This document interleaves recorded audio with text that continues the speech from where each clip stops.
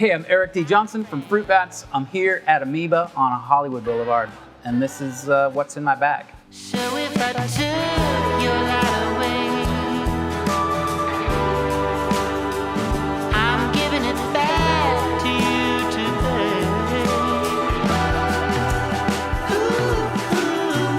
today. So, the first thing, it's always the first thing I look for, is a Nonsuch Explorer series of some kind.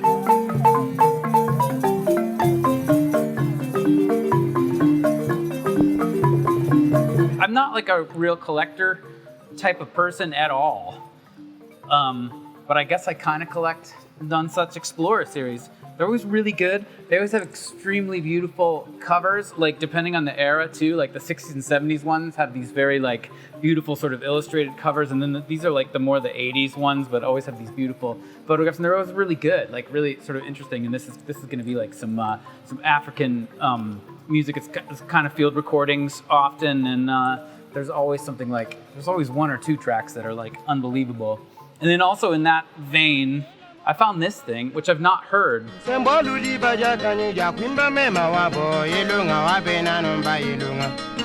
it's African guitar music from the 50s, which I guarantee you I'm gonna love this. So I haven't heard it, but I didn't go to like a listening station or anything. But I usually try to grab something like this too.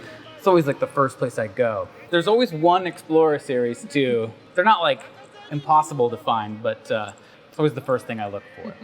Okay, so the next thing, something completely different, is this 1993 Julee Cruz record, The Voice of Love.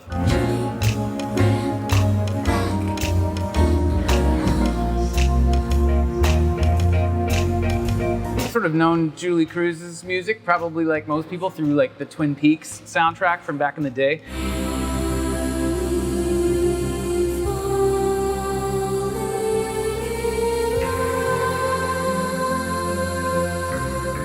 Just this palette right now is really speaking to me as far as like pop music, like sort of early to mid 90s, synthy, dreamy, beautiful kind of stuff. So, and I don't have this on vinyl, and I saw it and I was like, I'm gonna get this.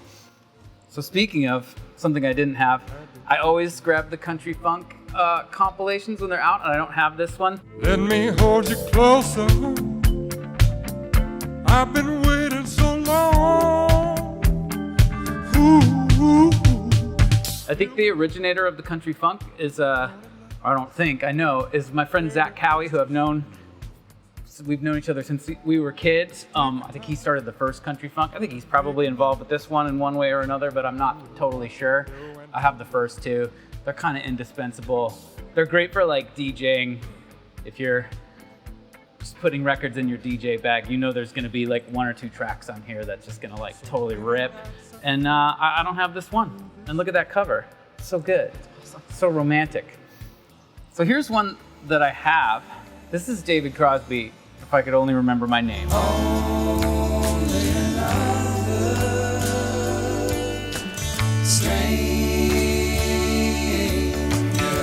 is like one of my favorite albums of all time. It's always available because I think it probably got reissued on the more recent side, so there's like $20 and $25 versions of it.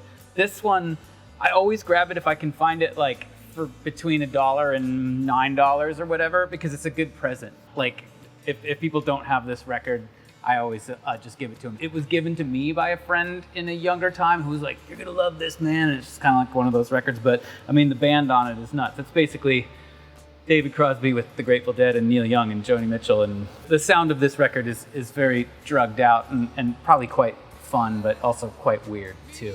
And is there a particular song on there that you like a lot? Yeah, they're all beautiful, but like Laughing is probably my favorite one, which features some very beautiful Jerry Garcia pedal steel guitar playing.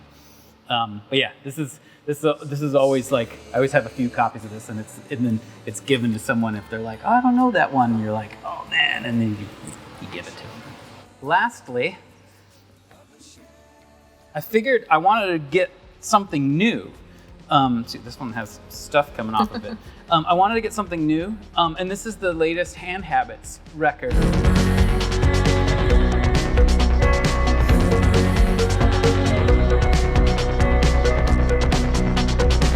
is a friend. They're amazing and played guitar on my record Gold Past Life a couple years ago. I always get their records, and I didn't have this one, and I was like, I got all this old timey stuff, and I was like, I better support some new artists and buy an LP. So I've heard this one and I love it, and but I don't own a physical copy of it yet, so now I do. What does it sound like for people who aren't familiar with it? Just beautiful, pretty singular, wonderful guitar playing and singing and writing. It's singer-songwriter music, but I don't know. I don't really know how to describe it. It's sort of singularly its own. Thank you so much for talking with us today. Yeah, thanks for having me. Absolutely. Yeah. 'Cause I was loved by you.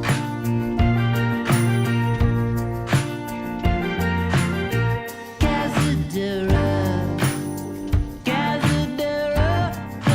Amoeba.